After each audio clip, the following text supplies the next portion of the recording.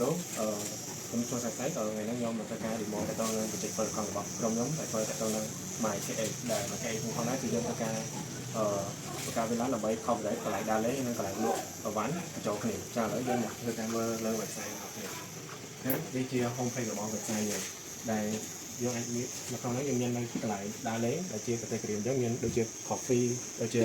restaurant shopping cinema hotel អញ្ចឹងទៅហើយយើងមាននៅកន្លែងណែនាំកន្លែងណែនាំមានថាកន្លែងដែលគេ sponsor ឲ្យយើងហើយកន្លែងពេញនិយមហើយនឹងកន្លែងគេ add មកថ្មីថ្មីអញ្ចឹងយើងធ្វើការចូលមកមើលកន្លែងឧទាហរណ៍មួយអញ្ចឹងទៅSimai Cafe នេះគឺជាយើងមាននៅ QR កន្លែងហ្នឹងគឺយើងអាចយក QR យើងដើម្បីចែកម្លែក app ផងយើងហ្នឹងទៅឲ្យមិត្តភក្តិអីបានដែលមានដូចជា Telegram យើងអាច share open Telegram ហើយ share link ហ្នឹងទៅឲ្យគេបានហើយយើងមានអូខេហើយយើងមានកន្លែងកាត់ location កាត់ direction ហ្នឹងគឺវាចាប់ជាន់គឺអនឡាញកន្លែងបច្ចុប្បន្នរបស់យើងយកទៅជិះគ្នាជាមួយនឹងកន្លែងដែលយើងចង់ទៅដើរលេងនៅនេះអញ្ចឹងដល់ពេលទៅលើវាទៅវានឹងចាប់កន្លែងបច្ចុប្បន្នរបស់យើងហ្នឹងយកទៅធៀបជាមួយនឹងកន្លែងដែលយើងត្រូវធ្វើមកទៅអញ្ចឹងទៅវានឹងoutput មកពីចម្ងាយនឹងពេលយើងបានហើយចំណែកឯមូលហេតុដែលយើងឃើញនៅក្នុងនេះវាចាប់ location ត្រូវហ្នឹងមិនមែនវាចោតត្រូវដោយសារតែlocation ផងលើកុំព្យូទ័រយើងហ្នឹងវាអត់ច្បាស់វាយកពី network location មកអញ្ចឹងហើយអង្គតែនផងយើងវានៅឆ្ងាយអញ្ចឹងទៅវាចាប់ពីកន្លែងអង្គតែនហ្នឹងមកវិញអញ្ចឹងទៅធ្វើវាបានតែបើសិនជាយើងប្រើវាលើទូរស័ព្ទយើងនឹងឃើញ location ច្បាស់លាស់ពីកន្លែងយើងហ្នឹងទៅដល់កន្លែងកោដៅហ្នឹងមកអូខេអញ្ចឹងនៅខាងនេះយើងមានមេតិកាហើយយើងមានកន្លែងលេខតំណែងទៅកាន់ហាងមួយហ្នឹងមាន Gmail អញ្ចឹងទៅហើយនឹងមាន catalog ដូចគ្នាអរអញ្ចឹងយើងមកខាងនេះវិញគឺជាកន្លែងដែលប្រមូលដំអ្នកដែលគេបាន sponsor មក app ផងយើងហើយតមកទៀតគឺយើងមាននៅកន្លែង search នេះផងដែរដែលយើងអាច search នៅ category ឬមកក៏កន្លែងដើរលេងណាមួយយើងចង់ទៅយើងដែរឥឡូវយើងសាក search coffee អញ្ចឹងទៅគឺវានឹងចេញតកតង coffee ចេញមកតែមួយហើយតមកនៅកន្លែងហូបយើងក៏មានកន្លែងដូចជាចុច like កន្លែងហ្នឹងដូចគ្នាដើម្បីប្រាប់ថាអូកន្លែងហ្នឹងជាកន្លែង favorite ផងយើងតែនៅពេលចុច like ទៅយើងត្រូវ log in សិនពេលយើងទៅវាដំណើរការមកអញ្ចឹងតោះវាយើងបាន log in ហើយវានឹងនាំយើងមកដល់កន្លែងsetting ភ្លាមៗអញ្ចឹងនៅក្នុង setting របស់យើងហ្នឹងគឺមាននៅកន្លែង approve កន្លែង template ហើយនិងកន្លែង widget ហើយយើងក៏អាចធ្វើការ create new place request create new place ធ្វើការ request create new place អញ្ចឹងដល់ពេលយើងចុចកន្លែងហ្នឹងទៅគឺយើងអាចធ្វើការប្រាប់ពីឈ្មោះហាងយើង category ខាងហាងនិយាយថាហាងយើងជាប្រភេទហាងអញ្ចឹងទៅក៏ location កន្លែងយើងអញ្ចឹងទៅហើយជាមួយនឹង logo ហើយនឹងimage logo ហាងយើងអញ្ចឹងទៅតែមួយចុះឆ្ងាយអូខេហើយ category ខ្ញុំដាក់ coffee keyword ខ្ញុំដាក់ថា coffee ដែរចុះហើយ location ដល់កន្លែងជាសិស្សកន្លែងយើងតែថាខ្ញុំអត់មានកន្លែងបាត់នោះទេចឹងខ្ញុំចេះអាចគិតលើ map ចោលទៅអញ្ចឹងតមកយើងវានឹងចេញបែបនេះមកអញ្ចឹងខ្ញុំធ្វើការយក coordinate របស់វាមកអូខេហើយតមកយើងធ្វើការផាសនៅក្នុង link យើងអូខេហើយកន្លែងនេះគឺជួយស្គាល់ហ្នឹង logo ផងយើងយើងដាក់ស្លាយឲ្យបានហើយនេះ thumbnail នេះ thumbnail ផងយើងthumbnail នេះបានវា logo យើងធ្វើការទៅ next step ដល់ next step នេះគឺកន្លែង contact ផងយើងដូចជាលេខទូរស័ព្ទ Gmail social media ឬមកក៏ website ផងយើងអញ្ចឹងតែហើយយើងក៏អាចសរសេរជាប្រវត្តិខ្លីៗជា description ដើម្បីផុសក្នុងបានដូចគ្នាឃើញដាក់មកឆ្ងាយសម្រាប់ website នេះយកអត់មានយើងមិនដាក់បានជា optional ហើយកន្លែង social media ក៏ដូចគ្នាដែរហើយសម្រាប់ blog នេះក៏ដូចគ្នាដែរតែខ្ញុំធ្វើការដាក់ hello មួយចុះដល់យើងពេញអត់ហើយយើងធ្វើការតទៅ next step ទៀតអញ្ចឹងមកដល់ step មួយនេះគឺអូខេអញ្ចឹងយើងមកដល់ចំណុចនេះគឺទៅទៅនឹង menu អញ្ចឹងដល់ពេលយើង click add first menu item អញ្ចឹងទៅវាចេញមកជារូបបែបនេះអញ្ចឹងកន្លែងនេះគឺយើងធ្វើការបញ្ចូលនៅឈ្មោះ item ផងយើងដូចជាខ្ញុំដាក់ទៅហាងកាហ្វេអញ្ចឹងដាក់ថាmatcha មួយអញ្ចឹងទៅ matcha coffee អញ្ចឹងទៅបងហ្គេសបើខ្លាំងហើយដល់កន្លែងនេះគឺយើងធ្វើការ add price ឲ្យកាហ្វេផងយើងអញ្ចឹងកាហ្វេខ្ញុំធ្វើការលក់ ពីឡាចឹងដែរហើយតមកយើងធ្វើការ add រូប menu ផងយើងដាក់ក្នុងនោះហើយចាក់ដាក់រូបណាតមកគឺយើងធ្វើការ add menu បន្តថែមបានទៀតដូចគ្នាតែខ្ញុំធ្វើការ add តមួយទៅជា example តមកយើងធ្វើការ submit កន្លែងផងយើងតព្រមមានថាហាងដែលគេបាន submit ហើយទទួលបានការ approve ពី admin ដើម្បីធ្វើការ sponsor ចូលលក់នៅក្នុងនឹងដែរហើយនៅពេលចូលមកកន្លែង pending ហ្នឹងយើងនឹងឃើញកន្លែងលក់ដែលខ្ញុំបាន add ចូលនៅក្នុងហ្នឹងដែលឈ្មោះថាឆ្មាកាហ្វេហ្នឹងគឺវាស្ថិតនៅក្នុងកន្លែង pending មានន័យថាវាកំពុងតែរងចាំការ approve អំពី admin ផងយើងអញ្ចឹងដល់ពេលយើងចុចចូលមកយើងឃើញហាងកាហ្វេផងយើងហើយយើងមាន logo និង thumbnail ផងយើងតែឈ្មោះតែចូលមកវាបានប៉ុន្តែវាអត់ទាន់ចាំយកទៅ display នៅ home page គឺមកកន្លែងទូទៅផ្សេងទៀតនៅក្នុងwebsite ផងយើងបានទេអញ្ចឹងវាតែ search ក៏ឃើញដូចគ្នាអញ្ចឹងឥឡូវយើងមកសាក់ search មកយើងធ្វើការសាក់ search កន្លែងឆ្មាកាហ្វេមុនហ្នឹងអញ្ចឹងនៅពេល search ទៅគឺវាអត់ឃើញទេអត់ទាន់មានក្នុងហ្នឹងទេដោយសារវាអត់ទាន់ទទួលបានការ approve ពី admin ឥឡូវទៅ approve នឹង admin ទេអូខេផងយើងថាយើងឃើញនៅកន្លែងនេះអញ្ចឹង wait for approve គឺយើងឃើញនៅ website នៅpage ផងយើងដែលយើងបានបង្កើតមុនហ្នឹងនៅក្នុងហ្នឹងអញ្ចឹងនៅពេលយើងចុច approve ការសេចកន្លែងយើងមុនហ្នឹងកាហ្វេនឹងសេចឃើញឆ្មា search by យើងដាក់ឆ្មាទៅចេញមកដែរគឺកន្លែងដែលយើងបានបង្កើតមុនហ្នឹងហើយទទួលការ approve ពី admin ហើយគឺវានឹង load នៅក្នុងហ្នឹងទៅចូល setting អូ add បេះដូងមួយមិនដល់ add គេមើលបង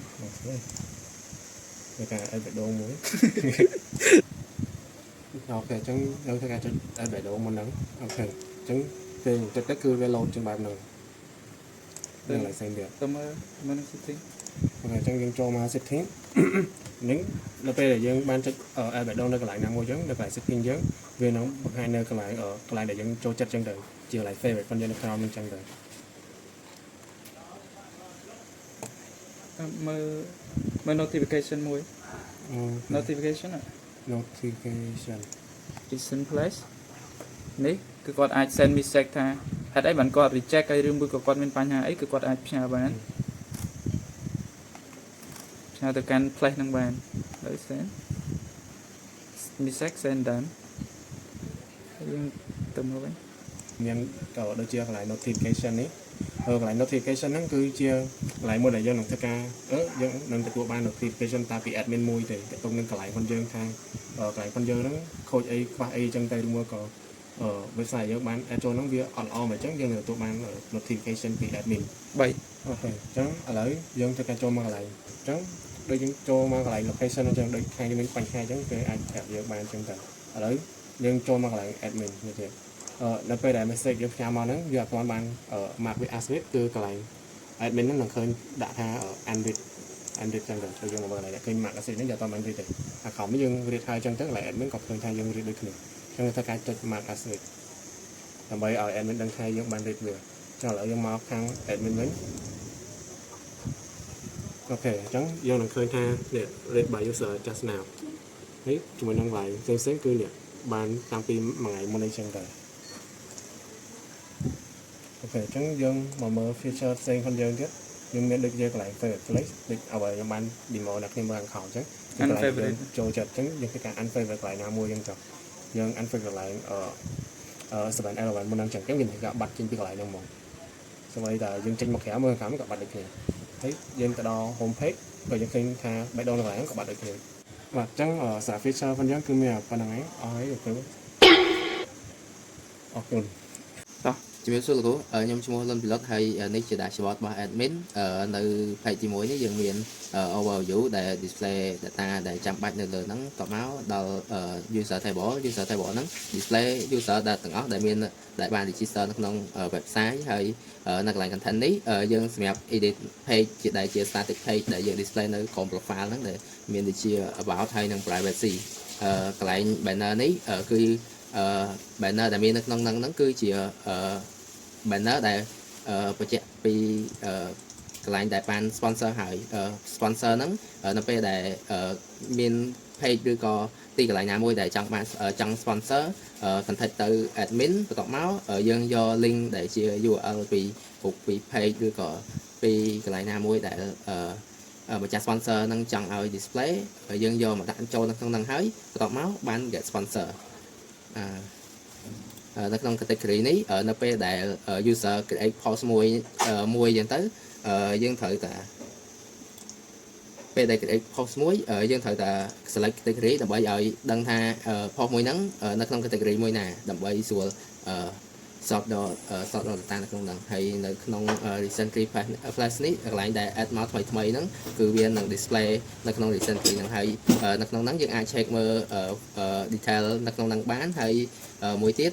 យើងអាចចូលទៅមើលនៅក្នុង website ជាលក្ខណៈ viewer បានហើយ data វាហើយដល់មួយទៀត popular place ហ្នឹងកន្លែងដែលគេចូលចិត្តមើលហើយវា base ទៅលើនឹង view count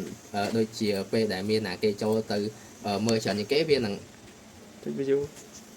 view មានអ្នកចូលទៅមើលច្រើនវានឹង count ទៅជា popular place ហើយដល់តទៅទៀតនៅកន្លែង request ហ្នឹងដូចជា request pending អញ្ចឹងដូច user មួយកំពុងតែ add plus អញ្ចឹងយើងអាចវានៅក្នុង status pending ហើយយើងអាចចូលទៅមើល detail នៅក្នុងហ្នឹងថា detail នៅក្នុងហ្នឹងមានលក្ខណៈត្រូវតាម policy អត់តមកយើងអាចសម្រាប់ចិត្តថា approve ឬក៏ reject ហើយដល់ពេលដែល approve វានឹងទៅហ្មងតែ title មួយសម្រាប់ send ទៅ user ហ្នឹងហើយនឹងដាក់ហើយនឹងយើងសរសេរពាក្យមួយចំនួនដែល head file ដែលជា head file ដែលយើង reject នៅក្នុងហ្នឹងហើយតមកវានឹងចូលនៅក្នុង message នេះដែលអាចបញ្ជាក់ពីការចូលមើលរបស់ user ដែលយើងបាន comment ឬក៏ message ទៅគាត់ហ្នឹងថាគាត់បានចូលអានហ្នឹងអត់ហើយនៅក្នុង sponsor នេះពេលដែល sponsor នៅកន្លែង banner មិញហើយគេនឹង display data ដែលបាន sponsor ហ្នឹងនៅក្នុង table មួយនេះហើយនឹង reject នេះកន្លែងដែលបាន reject វានឹងចូលនៅក្នុងហ្នឹងហើយកន្លែង data export ហ្នឹងមុននឹងយើងត្រូវការ reload data យើងត្រូវ export វាចូលក្នុង Docker សិនដើម្បីឲ្យវា save data ហ្នឹងរួចដល់បានយើង build វាសារថ្មីដើម្បីកុំឲ្យបាត់ data ហ្នឹងហើយនឹង build វាម្ដងទៀតនឹងចាប់យក data ថ្មីម្ដងទៀតឥឡូវនេះខ្ញុំនឹង review អំពី back end របស់ខ្ញុំ back end ខ្ញុំប្រើ Python ហើយនៅក្នុងនោះខ្ញុំប្រើ Fast API នេះចេញមក build ចេញពី Python ហើយនៅក្នុងហ្នឹងខ្ញុំប្រើទាំង build ទាំង dashboard ទាំង front end អីគឺយកចេញពីនេះហើយខ្ញុំអត់ review កូដទេខ្ញុំនឹង review endpoint API endpoint ទាំងអស់ហ្មងគឺយើងនិយាយពី table 2នេះtable user សម្រាប់ operate ដូចយើង get user យកមកទាំងអស់អី auth នេះគឺយើង work មួយ Google login ហើយនេះយើងមាន banner មាន category មាន place ហ្នឹងគឺមានច្រើន about tab នេះតាមពិតវា relate មួយ place នេះគាត់ថាអត់ចង់ដាក់នៅតែមួយដូច menu form នេះអញ្ចឹងធម្មតាពេលដែល user គឺគាត់ create នេះ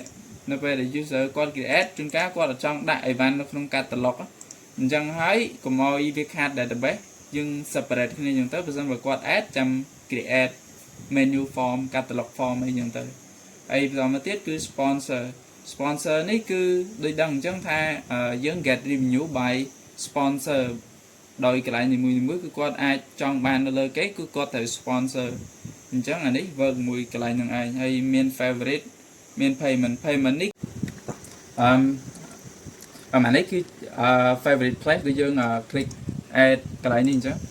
អាហ្នឹងគឺយើង work ជាមួយនឹង API នេះ favorite ហើយនេះ payment គឺយើង work មួយបកង user ត្រូវការ require មានតែ user ទេទើបអាចប្រើប្រាស់ API នឹងបានហើយនេះចំនួនលុយដែលយើងចង់ដាក់អញ្ចឹងទៅគាត់ចង់ sponsor គាត់ត្រូវ top up coin ចូលនៅក្នុង account របស់គាត់នេះ top up coin ហ្នឹងទើបគាត់អាច sponsor ឲ្យ place គាត់នៅលើគេបានបន្តមកទៀតមាន notification មាន content